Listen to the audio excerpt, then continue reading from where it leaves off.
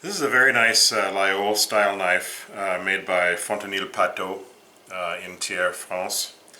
The blade has Gilles marking for Gilles Steinberg, who's the owner.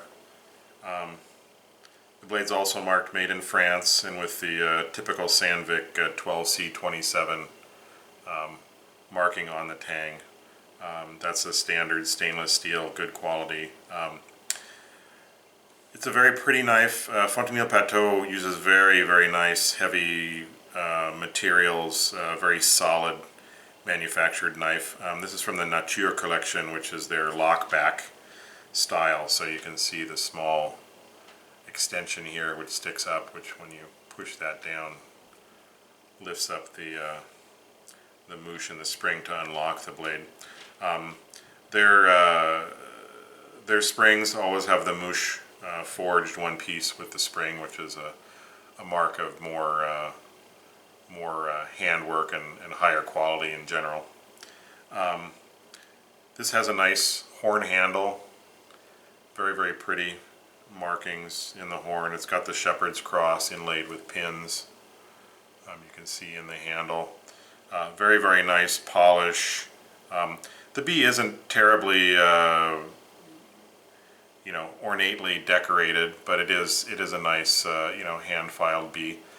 This particular model was a guilloché model, which means file worked.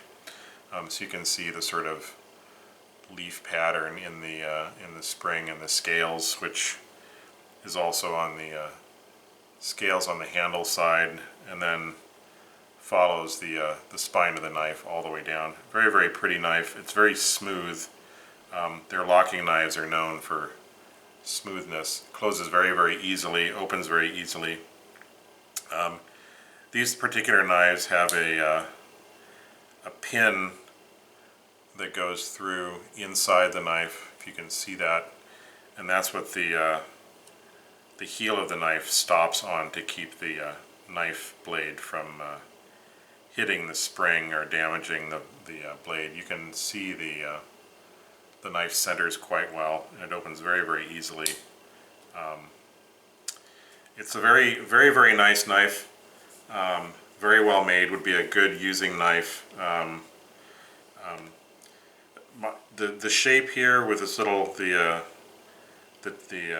tail piece that you push for the locking mechanism, I'm not a huge fan of that. I think the Laguiole shape is very graceful, and this looks kind of chubby on the back end, especially with that piece of metal sticking up. And I have a different knife that Spyderco manufactured that has a locking mechanism up here with a little inset, and I think it's much more graceful, and it keeps the lines of the original Laguiole a little bit better. But it has a good sort of manly shape to it, and it's just a beautifully made knife.